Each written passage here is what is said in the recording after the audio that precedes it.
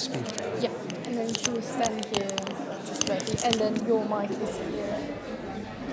And then I have like it on, and I'll mute it from after.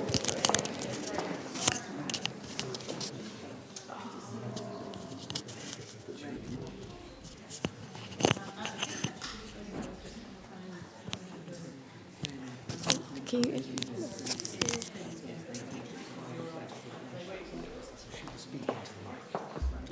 So it's like, just not use this one. Okay. Okay. Can you?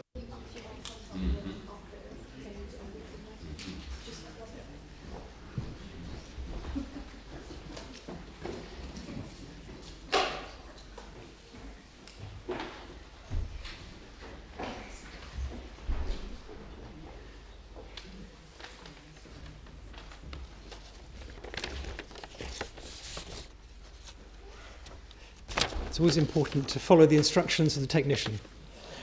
So welcome everyone indeed to the annual Haldane lecture, named in honour of the father and son who lived in a great big house exactly where the college now stands. The Haldane father and son, the father was the brother of another Haldane, Viscount Haldane, who created what was called the Haldane Principle, which was that research should be, the decision on what to research should be left to the researchers, which is a profoundly good, a good principle that we hope it continues to be observed. And it's a very nice coincidence that this week also happens to be British Science Week, and this is our small contribution to that week. I'm also delighted to welcome the Chancellor and Dame Fian to join us today for the lecture. It's a great honour to have you with us here at Wolfson College. But the main speaker tonight is Professor Dame Ottoline Leyser, who is nearing the end of her 5-year term as Chief Executive of UK Research and Innovation, UKRI, which, as many of you will know, is the UK's main research funding body, which brings together the UK's research councils, Innovate UK and Research England, and operating with a combined budget of more than £8 billion every year. Ottoline has a long-term interest in research culture and its effects on the quality and effectiveness of the research system. She used to chair the Nuffield Council on Bioethics project, which examined these issues, and has been actively engaged in work aimed at generating a more inclusive, creative, and connected culture. She's worked extensively in science policy. But this is coming to an end, her current role, and she returns this summer as Regius Professor of Botany at Cambridge. So a small amount of reference to the research that she is known for. She's made important contributions to understanding the role of plant hormones in developmental plasticity, using the control of shoot branching in a small plant from the mustard family, Arabidopsis, as a model system. And I read that it's used as a model plant because of its small and completely sequenced genome, its rapid life cycle, and its high transformation efficiency. She's a Fellow of the Royal Society, an international member of the US National Academy of Sciences, and in 2017 she was appointed DBE for services to plant science, science in society, and equality and diversity in science. So Ottoline, the floor is yours.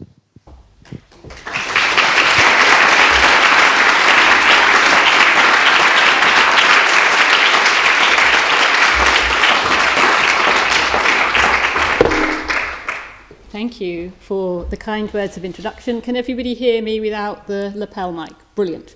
And thank you for the invitation to give this lecture. It's a huge honour to be here.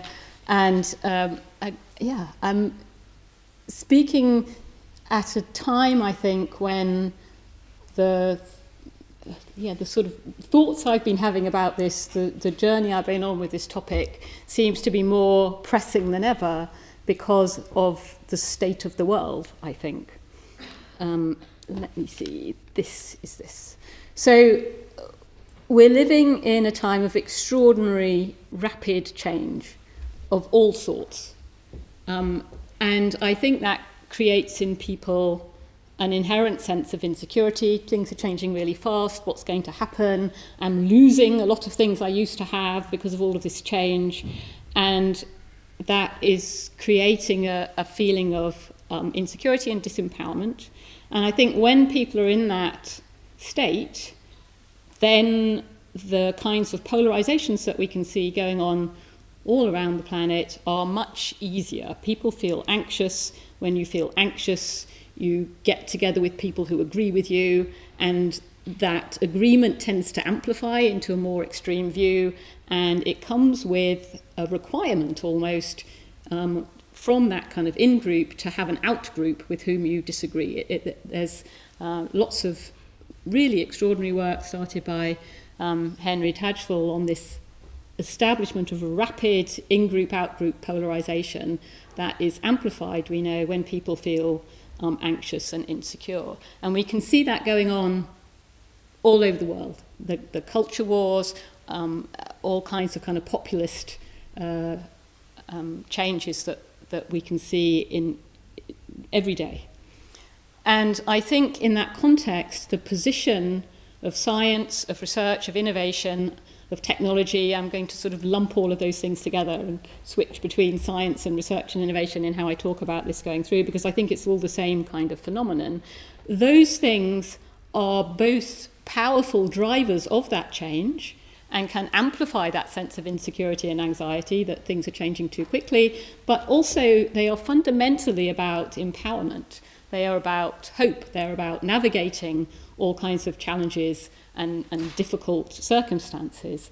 And whilst that rapid change can be a kind of lost narrative, it can be things are changing very quickly, I'm losing the past that I know and love, the opportunities we get through the change that are driven by those new technologies and research and innovation, they are potentially a growth narrative, a gain narrative, and we need to find ways to switch over from that loss into that opportunity and growth narrative. And I think there is a fundamental problem with the fact that the way we have conceptualized science, research, innovation can amplify the feelings of insecurity and disempowerment and the loss narrative and work against that opportunity and growth narrative. And I think now then it's more important than ever to change that story, to change the story about what science is, how it works, who can do it, who owns it, and therefore recapture that collaborative growth story, opportunity story that comes with the breakthroughs that science and technology have given us. So, some really powerful examples of things going on at the moment that I think underpin the global anxiety and insecurity, all of which have illustrations of those two sides, those two faces. There's obviously climate change, which John Beddington, when he was chief scientific advisor some time ago now, described as the perfect storm. Climate change itself is caused by the output almost of the last industrial revolution. It's caused by the flip into technology that we had then and our reliance and dependence on fossil fuels, which have been burnt, release carbon dioxide into the atmosphere, and are driving climate change and global warming. And that has multiple interacting consequences for people around the world. It changes where water is and the demand for it through agriculture, and therefore affects food production, which also is now increasingly dependent on things like artificially produced nitrogen fertilizer, which are very energy intensive in their production. And of course, there is the issue of energy itself. And in order to address all of these things, we need to undergo this massive energy transition and indeed an industrial feedstock transition to wean us off our dependency on fossil fuels. And there are opportunities. There are ways we can do that. There are solutions, and everybody can play a part. But it can feel like an impossible challenge. Meanwhile, we are experiencing the effects of climate change, and that is having an impact on people and driving up these senses of anxiety and insecurity. So this is just one of what I consider to be a series of fairly major revolutions that are ongoing simultaneously that I think is fair to consider as a whole new industrial revolution. It's that kind of scale of change that we're seeing. The other one that is obvious is the digital transformation that we're all living through, AI, all kinds of data and digital shifts which have profound impacts on our economy, on our society, and on democracy, on how information flows around the world, on who has it, on how it's presented to people, and how we adapt to these new technologies, I think, is critical. And again, there's lots of anxiety about that. There's lots of concern that it is taking things away. It's taking away jobs from people. It's taking away power from people to choose what they read, because what they read is fed to them in a AI-driven form. Many different anxieties that arise from this transformation. But of course, also, it is a huge opportunity, and the easy availability of information is also extraordinary. How that's transformed how we can work, how we can live, and the power that individual people have given that free flow of information.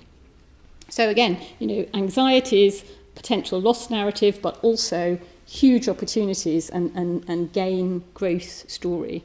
And then I would add a third one, which is the revolution in biological sciences, which is where my kind of research sits more squarely. The kind of engineering biology revolution, which has potentially huge impacts just beginning to be realised in medicine, in food production, and in that domain of energy and biomaterials. So if we go back to climate change, where we have to wean ourselves off fossil fuels. Fossil fuels are the products of photosynthesis from millions of years ago. One of the most obvious ways to wean ourselves off that is to use the products of photosynthesis from now.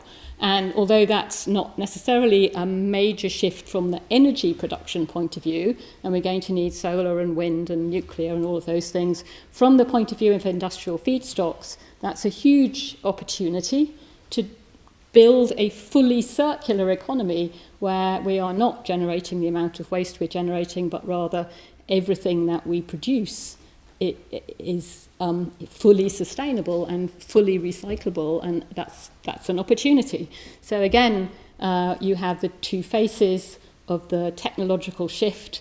There is the possibility of loss. One can think about it in that insecure narrative, or there's the possibility of opportunity and gain.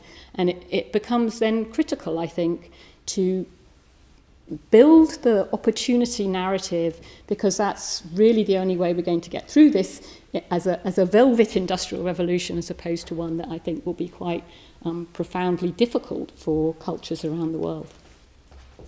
And so in that time of extraordinary change then, how is it that our current conceptualization of science and technology is leading to increased insecurity and feelings of disempowerment rather than that opportunity, which I think is there? And I think it's kind of an accident that we happen to have arrived at this moment in time with our current narratives, which are a historical accident that have built up over years, at a time when we particularly badly need the story to be different. They need the story to be much more like the kind of root of research and innovation, which I'll come to in a minute. So what is that story? I think the science story in much of Western culture, at any rate, is about these heroes, these lone genius boffins. They're superhumanly and clever, intelligent. They're working away in their little silo somewhere, and they're brilliant. They've got brilliant logic, and they're on this kind of inexorable march to the truth, and they will be saving the world any minute now. This story is quite deep in how science is conceptualized in popular culture, and increasingly and deeply in education and in the research and innovation system itself. And this causes, in my opinion, huge problems long before we got to the anxieties of geopolitical instability that we see. in the way that research is done, this idea of what a scientist is, what a researcher is really problematic to building really high-quality research cultures where excellent research happens. So I think that conceptualization does a number of really problematic things.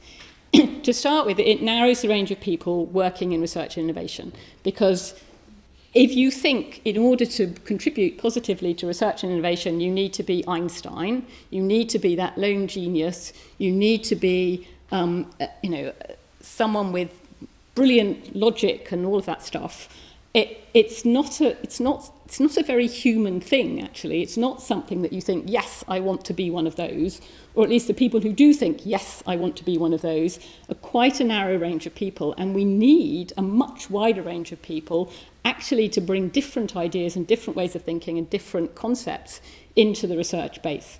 So that narrowing of people who want to be researchers, who enjoy the research system and stay there, is actually a real problem for the quality of research.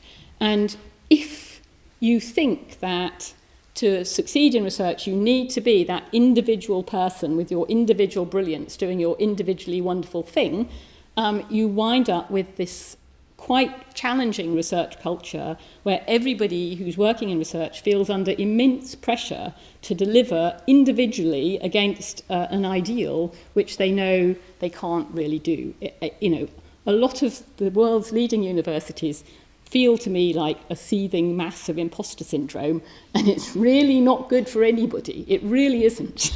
And so flipping to the point that we realise that we're all individuals, we bring something fantastic to the party because we're all different from one another, and collectively we are much more powerful than individually in research and innovation.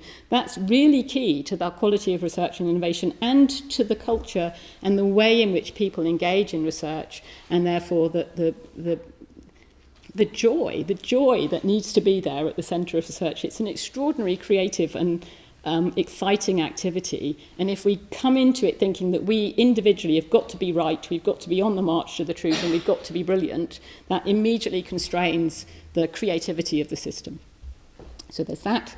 And then, of course, that lone genius notion weakens the connections between the research and innovation system and much wider society and culture, because if you're a lone genius doing brilliant things, then it's all on you, and obviously those people over there couldn't possibly understand what you're doing. And furthermore, if you're over there, it's strange people over there in the lab who are boffins, and they are not part of our world. That separation grows fast from that current concept that we have, and that breaks the connection between the way research works and the wider culture and the wider world. And that's a real problem, because then the questions that get asked are not necessarily the questions that people want to be asked, and the discoveries that emerge can find it much harder to be accepted, adopted, and diffused across our culture and our economy. So that wall between research and innovation and everything else is also a huge problem, both to the quality of the research and its power to support that growth story, that opportunity story, which I think is so important. So it weakens the connections, reduces adoption and diffusion right across the system, and it ultimately builds a kind of exclusivity into the knowledge economy, which drives then these divisions that I'm talking about, and undermines the ability of individual people to think that this extraordinary set of opportunities that research and innovation are bringing belong to someone else. Someone else is saving the world, not them, and that undermines their personal agency, and also is a trust gap. And you can see that playing out in the way that research and innovation is now feeding into these various culture wars across the world. It's become one of the kind of lightning rods that separates people from some kind of intellectual elite. And that's really worrying for all kinds of reasons, and I think it needs to change. And there is an opportunity for it to change. And, whoops, let's go back. Because fundamentally, at their core, research and innovation are deeply human endeavours. They are about hope and empowerment and opportunity. Your children do it. You can watch toddlers every day asking themselves, what's this thing? How does it work? What would happen if I do that to it? It's deeply human. Everybody has that curiosity or that desire to change things and make things better. It's a very deep human ambition, not even an ambition, a kind of human value almost, to want to understand the world around you, to explore it, to make it better, to investigate it, all of those things. But over many years, historically, we have essentially over-professionalised that whole endeavour, and at the same time absolutely deployed research and innovation to do more and more complicated and different questions, so that now actually quite often people confuse the process of research and innovation with, Einstein's theory of relativity. That's something that's emerged from research and innovation, but it's not research and innovation itself. Research and innovation is that exploratory zeal that everybody has. So it's an accident of history that we've boxed research and innovation off into a corner of society over there, done by these elite boffins, and it is deeply problematic. And it has altered everybody's perception of what research and innovation are, and critically who owns them and who can contribute. And now I think is a critical moment to reclaim that for everyone, and it requires absolutely everyone to change how they think about research and innovation. When I talk about this quite often, people think, oh yes, that means we need to change how publics think about research and innovation. This is about public understanding or public engagement. It's not. Actually, I think probably even more important that researchers and innovators change how they think about research and innovation, and how they can support one another to build communities of researchers and innovators and everybody else that's needed to do research and innovation, but wider out into our culture, that will enrich the research and innovation environment and culture and lead to better research and innovation. So we got to take this stuff, and we got to break it down, and we got to shift it. We got to change the story. So we got to change the lone boffins in silos using brilliant logic to save the world.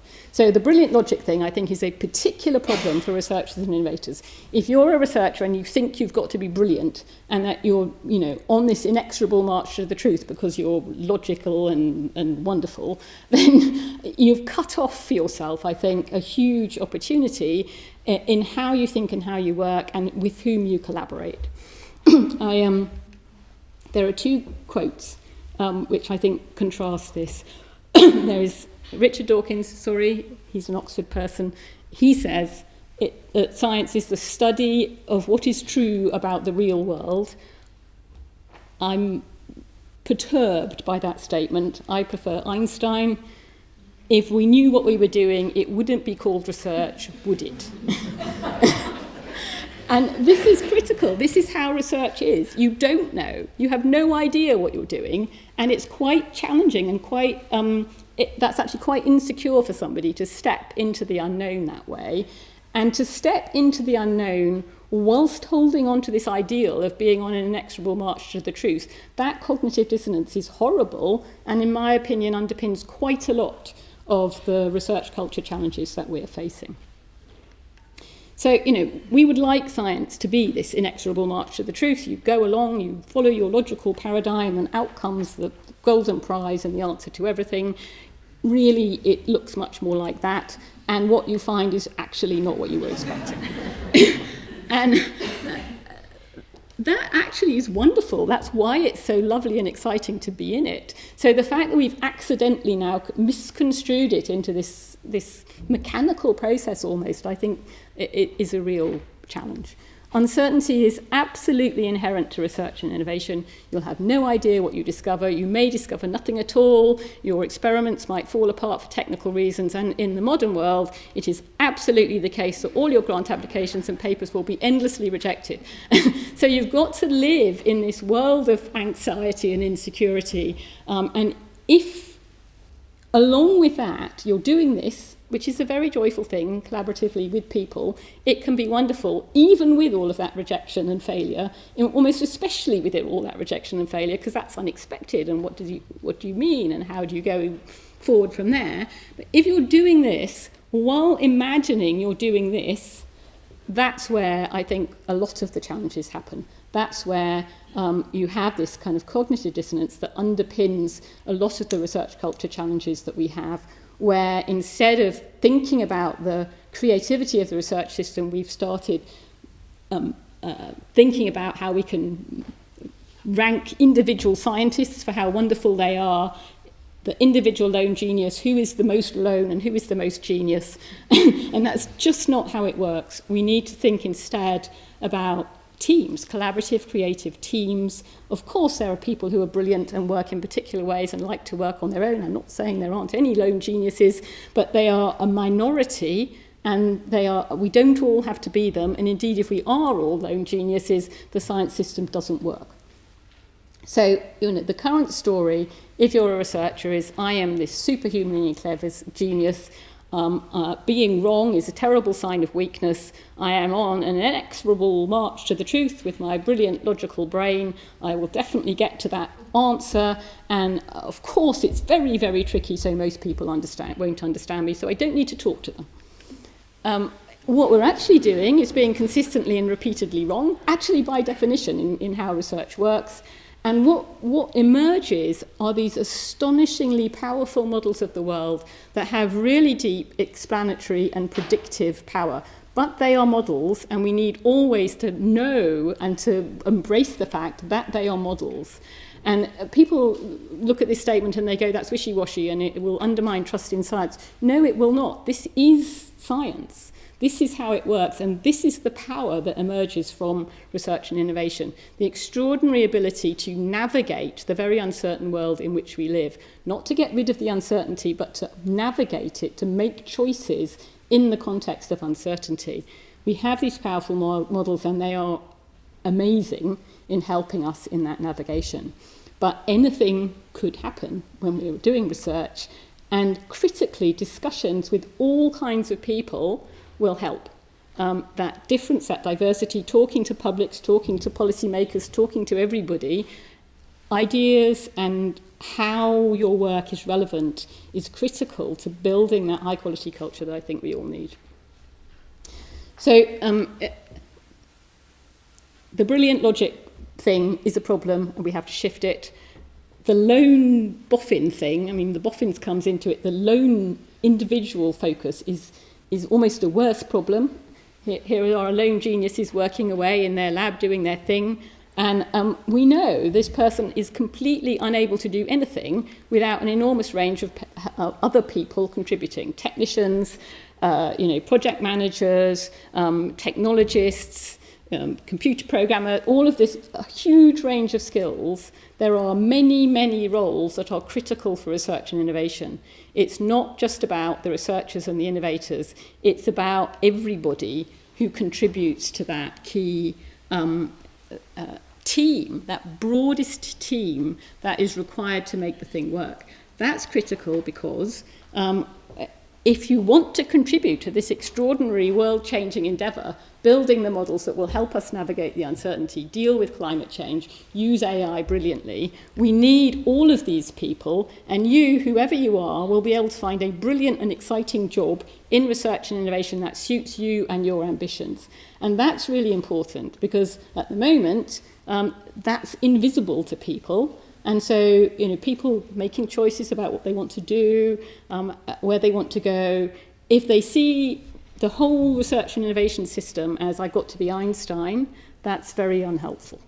And all of these people are essential, and all of these people need to be able to see their place in helping everybody in that shared endeavour to solve the problems that we have.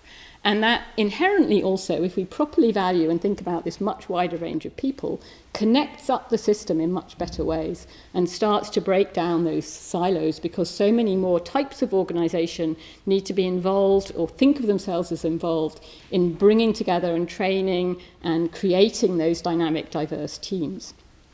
And that's true in the context of how people work in research and innovation, and it's also true in the context of the relationship between research and innovation, the kind of discovery science and the product development, which currently quite often go on in a very highly siloed way. The types of recognition and reward and the types of investment that flow into those things are separate and segregated.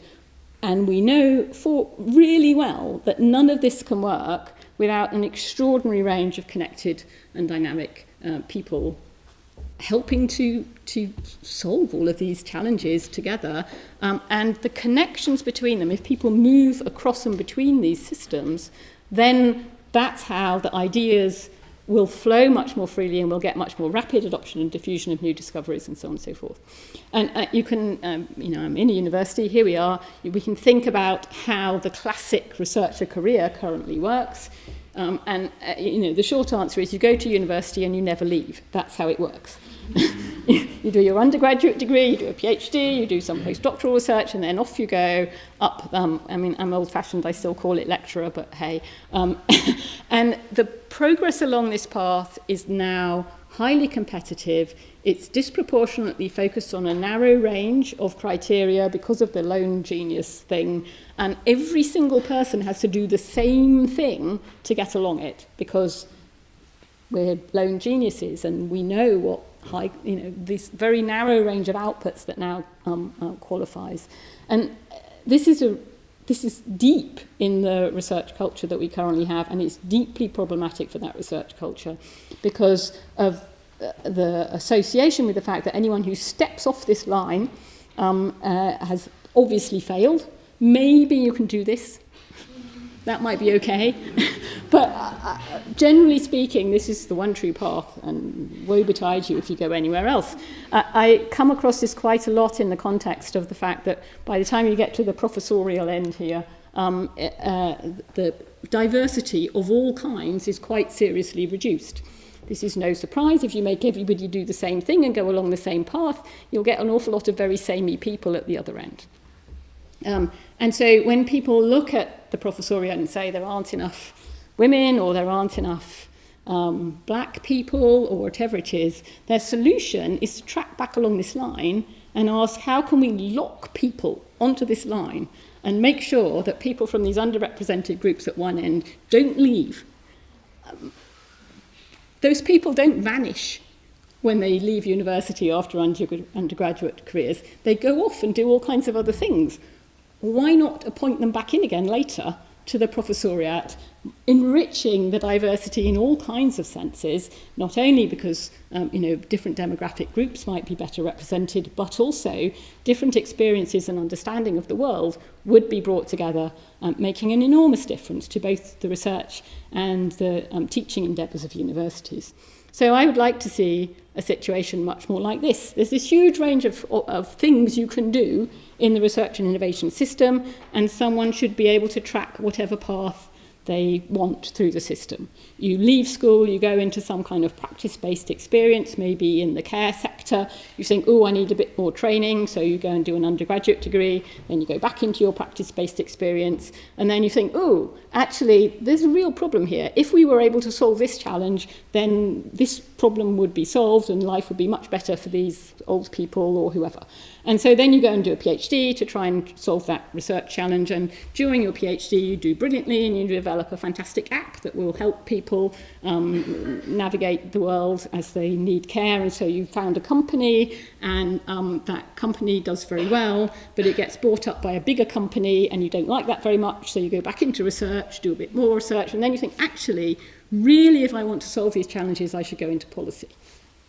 This kind of career should be completely possible, and you can trace that boring straight line that I walked along through this pathway, but that is one out of hundreds of different pathways that I think we need to embrace as we build much more integrated, connected research and innovation system and the careers within it that suit a much wider range of people and their talents and aspirations. So we've got to go from the lone boffins in silos using brilliant logic to something that looks much more like diverse, connected, collaborative people in dynamic teams that are harnessing the power of creative disagreement to navigate uncertainty. Embracing the uncertainty and the importance of disagreement are a key part of this, and that is deeply why the kinds of polarization narratives that we see at the moment, why it's so important to reimagine science in this way, to break that polarization feedback. If people are excited about disagreement and view it as creative and a valuable way to navigate uncertainty, your reaction to the insecurity of the world ceases to be, let's huddle together with people who agree with me and blame people who don't, and start to be, let's work together to solve these challenges. And it's that saving the world part of the current myth that I think is, again, particularly problematic. Because if it's the boffins that are saving the world, then that inherently is disempowering for everybody else. It's not for them to contribute. It's the boffins that will do it for you. I'm not really sure about those boffins. And there you are in your polarised narrative. If it's a shared endeavour, if everybody can contribute, which they patently can, that changes the story about how we can build these kind of much more cohesive, inclusive economies and societies to work together to change the world. So for people, they don't have to be Einstein to engage with research and innovation. All kinds of different people can contribute. It's not some peculiar, unreliable boffins who are changing the world too fast. It's normal human beings who are using that key human creativity to work together to solve problems, and everybody can contribute. Everybody has agency, both in addressing those big global challenges, but also in their daily lives. If you think you have that agency, those skills, which everybody does, that is much more empowering, and then you are relatively immune to those polarization narratives. You don't need to huddle together with people who agree with you, and you don't need to blame someone else, because you're not a victim, you're an empowered person who can make things better. And so what's possible is there are methods out there that I use all the time. I have those tools to tackle problems, either as part of a national or a global shared endeavour to fix climate change, or to solve my local challenges in my family or my community, whatever they are. And I can contribute to that shared endeavour, working at all scales to navigate the various challenges that we're facing. And I can both agree and disagree well, which I think is absolutely critical. And if we can bring all of this stuff together, then research and innovation become everybody working together to improve lives and livelihoods for everyone. And that brings me back to these opportunities slide. The opportunities we have to change this story, they're there, they're deep, it's very doable, and in talking to this about a lot of people over the years, you can see people are there. It's real, it's doable, but people are very deeply anchored in the current myth, and watching people kind of flip between those two things has been very interesting as I've talked through it, and I'm really interested in talking to as many people as possible, which is why it's great to be here, to get people's ideas about how we can all work together to change this story. It's one of those culture change things. It's quite a deep culture change thing that will require many people doing little things together to flip it. And I think we can do it, and I think we have to do it. And one of the reasons I took the role at UKRI was to try to start to make those changes in how people think within the research and innovation system, where I have particular influence at UKRI. We are trying to build an outstanding research and innovation system in the UK that gives everyone the opportunity to contribute and to benefit.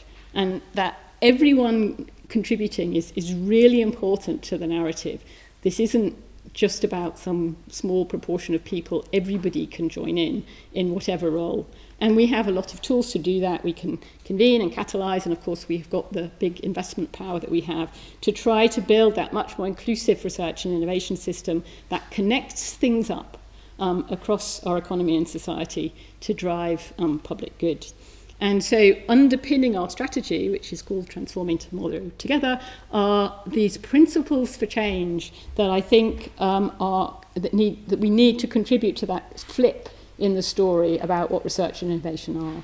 And the principles are about diversity. Have we got the right mix of people? Have we got the right kinds of ideas? Are we doing the right range of things in the right range of institutions, really to underpin the creativity that we need? Are we joining things up? Are we incentivizing those much more diverse career structures to bring things together in the right kind of way? Actually, diversity and creativity inherently build resilience into the system, but are we also thinking about that more broadly in terms of how we are investing, what we're incentivizing by incentivizing teams rather than lots of individuals doing their own things? I think that resilience grows. And of course, engagement. We all need to talk to each other much more, break down barriers between research, innovation, society, and all of the stakeholders that we hold so that everybody can see how they can contribute and, of course, how they will benefit.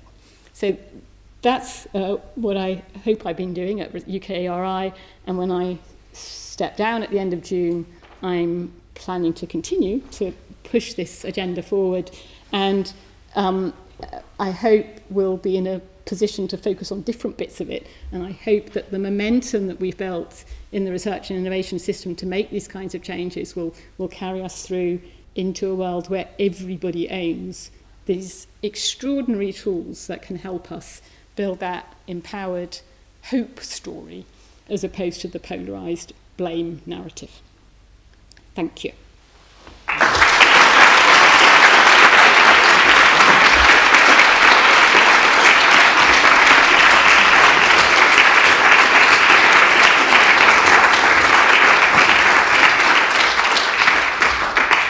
Thank you very much indeed. And we do have the chance to, indeed, as Ottoline asked us, to respond and challenge and disagree.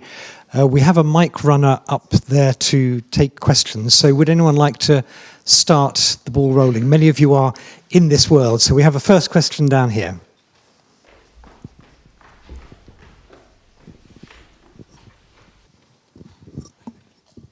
Thank you very much for your talk. That was fantastic. My question is, you talk about wanting to engage people who don't necessarily agree with scientists.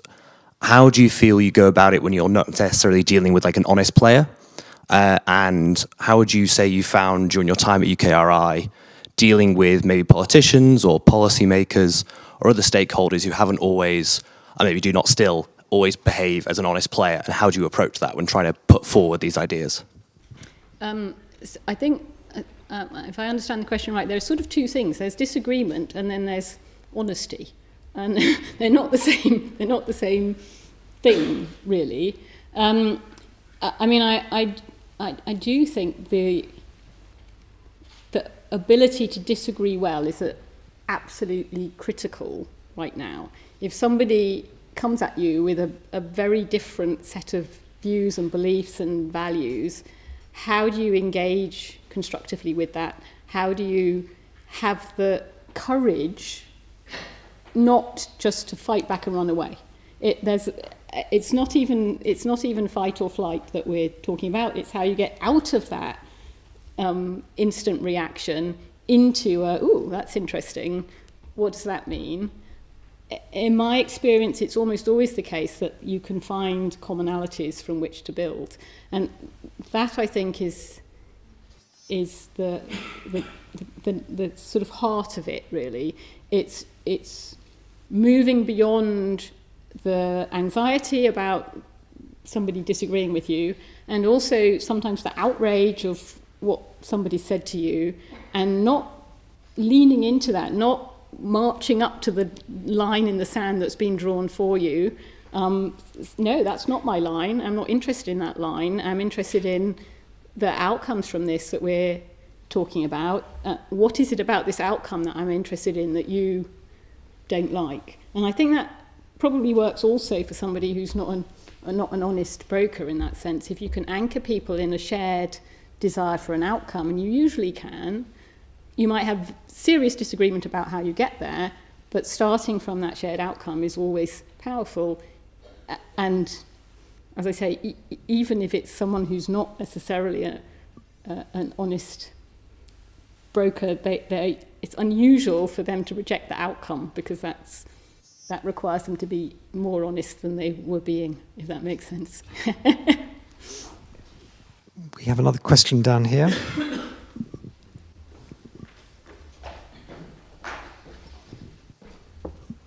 Thank you very much for that. You presented a really compelling narrative of how important it was to escape from hierarchy, from the pursuit of the prize, the importance of being free and open and flexible. Entirely persuasive arguments as far as I'm concerned. But surely the elephant in the room is that, as far as UK research and innovation is concerned, everybody in universities is entirely constrained by our research assessment system, which is obsessively rigid, constrains what people do, forces them down certain paths, obliges them to undertake very clearly defined tasks and to pursue excellence in competition against everybody else. So, I mean, my dream for the future of research and innovation is that the chancellors of the great universities of this country get together and just say no and abandon the research excellence framework, so-called, which seems to me to have done nothing over the years to promote excellence, but is an extremely expensive, extremely damaging and completely pointless exercise. Thank you. So the first thing I should say is that UKRI is not responsible for the Research Excellence Framework. It's a collaboration between Research England, which is part of UKRI, and the devolved administration higher education funding bodies. That's the first thing to say. The second thing to say is that, having said that, a quarter of my budget goes straight into English universities in block grants that are administered via that block grant process through that's the part that is a dual support system, and there are similar funding to universities in Scotland, Wales and Northern Ireland through that. It's a lot of money. And actually, even when you take into consideration the amount of effort that goes into by universities in preparing for it, the amount it costs per pound invested is less than a standard research grant. That's just the data.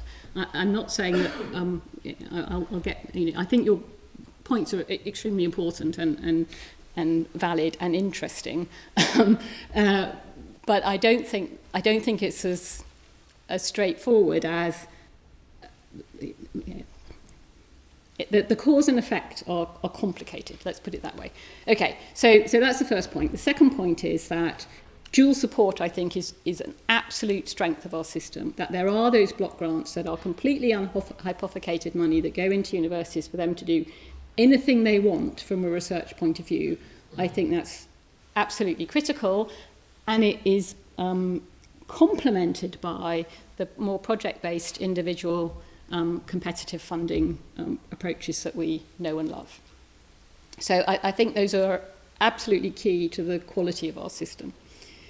There isn't infinite money, there never will be, so there will always be competition. The rules for winning the competition we can change, and that's the key, is to try to get the rules right to incentivise the right kinds of behaviours. And that's true for the REF and it's true for the individual project grants, unless you want to have a system that somehow allocates by lottery or by, I mean, I can't, you've got to have a competition for the money, you've got to get the rules right. The challenge with the REF is that you read the rules, you go through, when I was at the University of York, I was in charge of putting together our input to REF in whenever it was, 90-something or other. The rules are absolutely fine. The rules don't say any of the things that you said, absolutely none of them. But the way people choose to interpret them becomes incredibly conservative, and it is anchored in the lone genius model. So every single person has to, is considered to have to contribute according to those rules, rather than it being an institutional assessment, which is what it is. And the rules have shifted moment by moment to try to change that culture of incredibly conservative and high energy and expensive way of responding.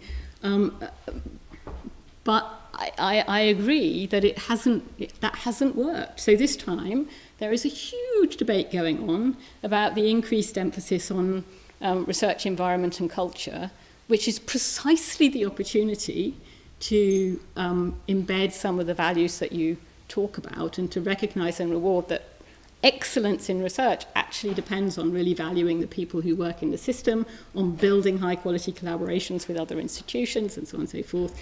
And the pushback on the idea that that might be important or that it might be assessed or it might be a good idea has been extraordinary, because we're in this loop where it's so core to the identity of individual academics and of individual researchers that they are that lone independent genius. They have their fantastic publications that are the thing that currently gives them their kudos. Breaking that is really hard, and everybody has to do it. Everybody has to do their bit, and otherwise we'll get stuck in this forever. I'm very interested in what if there's a completely alternative way to allocate those block grants. I'm up for hearing it, even if it's not my responsibility, but I've never heard one. Okay, we have another question right at the back.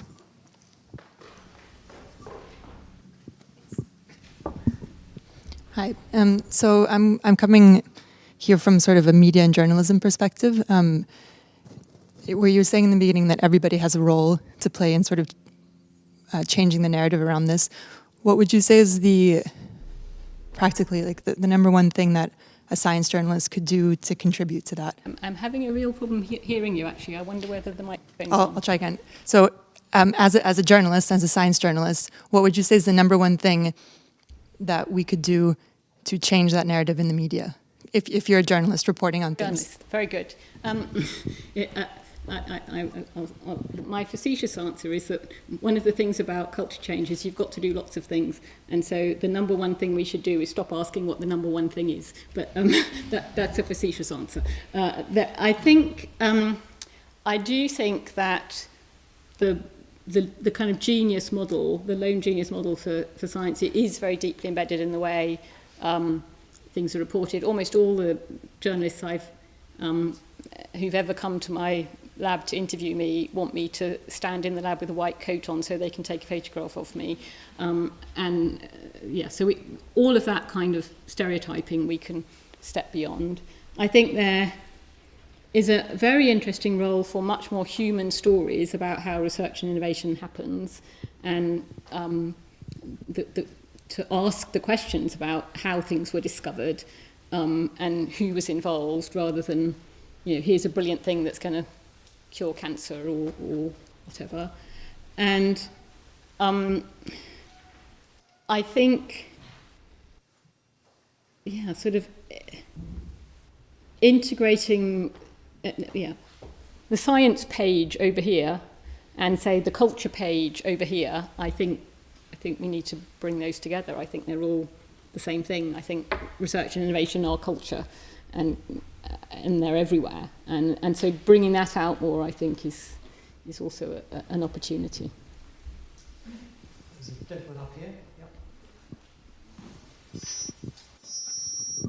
Thank you for the talk, Ottoline.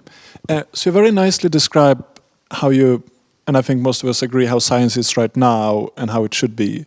Are there any concrete ways that UKRI have actually tried to or able to work towards this better version of science that you can mention? Absolutely. So we've been doing, I hope we're doing a lot of things. So, and there are a range of different things. So, for example, we have the 101 Jobs That Change the World campaign. So that's celebrating and highlighting little vignettes of all kinds of people in research and innovation who are not necessarily the researchers and innovators. Started with the chef on the British Antarctic Survey. We have a research base in Antarctica, and I was lucky enough to visit it, and it's extraordinary because it's such an isolated community. It's so much more obvious that everybody there is critical, and including the chef. And it was a great interview with her and how it all works and how she's feeding science, rather literally. So that kind of thing, it's more powerful than one somehow imagines. We've obviously changed the nature of the curriculum vitae, the CV that we ask for, with all our funding competitions to, instead of saying list your publications and list your prizes and list your previous grants, it is describe with evidence what you've contributed to knowledge or innovation or whatever. How are you supporting those around you? How are you building teams and so on? How are you contributing to the wider research and innovation endeavour, collaborations, conferences, whatever, and how are you engaging with wider communities? And again, that's been very controversial because people, it's not what it was before, and it's somehow not supposed to be objective, even though it's evidenced. And everybody knows that your list of papers, you know, which papers get accepted where is not objective. And so it's been an interesting journey. And of course, we're evaluating the impact of that as it rolls out. But to me, it's really important because it means that the CV represents much more strongly what we actually value as researchers and innovators. And we do. We all, you know, if you ask people as they enter research and innovation what they value, why they're doing it, it's those things. And if you wind up then assessing people on a whole bunch of different things, exactly as you say, that's not good. And then a lot of people who we'd like to be researchers and innovators say, I'm not doing this. I say this often, if you ask a child what they want to be when they grow up, they don't say, I want to have an H index of 63. That's not their ambition. And we need, how we assess and what we assess to be much more aligned with people's values. And we all need to work towards that. So, sorry, I'm getting carried away here. So 101 jobs, those CVs, which help with that much more dynamic career because you can assess people who haven't had the same background more easily. Lots of different models for funding, either challenge-led, so bringing people together to solve particular challenges, or bottom-up creativity, interdisciplinary type ideas. It's quite a lot of different things which you need kind of chipping away to try to change, how people think about themselves and what they're doing. We've also got some great projects I'm very excited about where we've funded communities, people, real people in the real world, to solve challenges in collaboration with researchers. So the community organisations are in charge and they have people with whom they can collaborate to solve the challenges they have in their communities on things like how you support a wide range of people to stay in education for longer. I mean, really impactful things. Lots of things. Okay, we probably have time for one more question.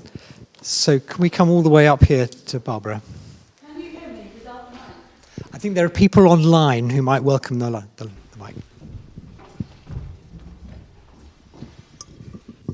Thank you very much for that wonderful vision of diversity and communication and engagement. And it kind of resonated with similar calls that I've been involved with from international agricultural research and the Initiative for New Economic Thinking, the latter which has 20,000 people, young people worldwide.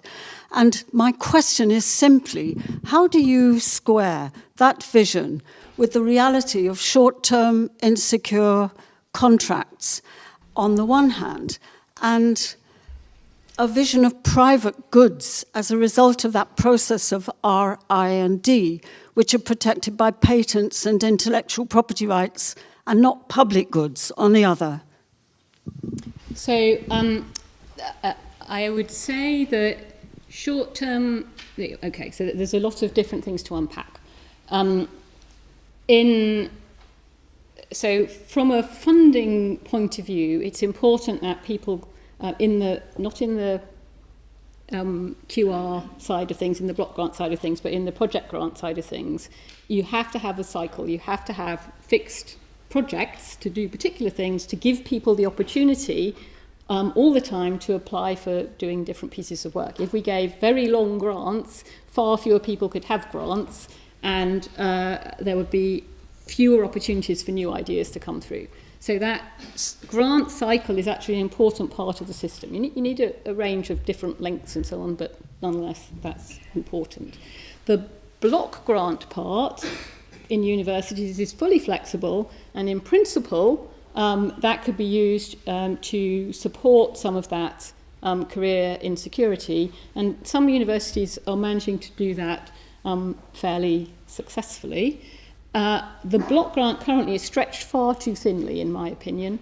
And one of the reasons for that, I think, is because the incentives people feel are for volume. Therefore, as many of those lecturers or whatever as possible, all of whom need to have their own grant and all of whom need to have their own part of that block grant funding to support their work and salary. I think we need to consolidate, actually. I think we need to do less better overall, and that's the process that I think is beginning to roll out through universities with the current funding crisis caused by a whole range of things coming together, including the reduction in overseas students. And although it would be better to do that in a careful way that builds the collaboration between universities, that thinks about the national picture as well as the local picture, I think the principle of doing less better is actually important to building those cultures. But the other thing I would say about the kind of fixed term contract issue, if we had that much more dynamic career idea, if people moved around between sectors and between organisations and between institutions, and that was considered normal and exciting, actually people's insecurity in their contracts is more to do with their anxiety about what they're going to do next when their contract runs out than it is about having a contract. And one of the real benefits of broadening how people think about research careers is it gives you far more options, and a person with options is less anxious about the fact that their current contract is 3 years, and that's important for people and for their well-being, but also for the health of the research system. And patent law, I think it is important that we are able to capture the value of the discoveries that have been made. Patents are an important part of that. The key issue is how they're used. And incentives in the system don't necessarily result in them being used in the best possible way. So it's interesting in that people pick out different bits of the system that are problematic, that are causing the current, pitched, let's say, as causing the current problems that we see. I would say that with the current set of incentives and values and concepts with which we're working, those things absolutely cause those problems. But if we are able to shift how we think about research and innovation, those things will no longer cause those problems because we'll be in a different, I think about, I spent a lot of time doing computational modelling of dynamical systems, so I think about parameter space, and I think we're in a energy well over here. We need to be over here. It's hard to get out of those energy wells, but there is a part of parameter space where all of this works way better, and that's how we have to work. Thank you very much indeed. Thank you to the audience for your questions and your challenges. Thank you indeed, Ottoline, for your magnificent and ambitious vision and your challenge to us. Thank you to the young researchers who are here tonight. I hope that hasn't made you too depressed about the route for the next few decades, but I think it does indicate that there are other ways of viewing the way we do science, and collaboration is absolutely the heart of them. So thank you very much indeed.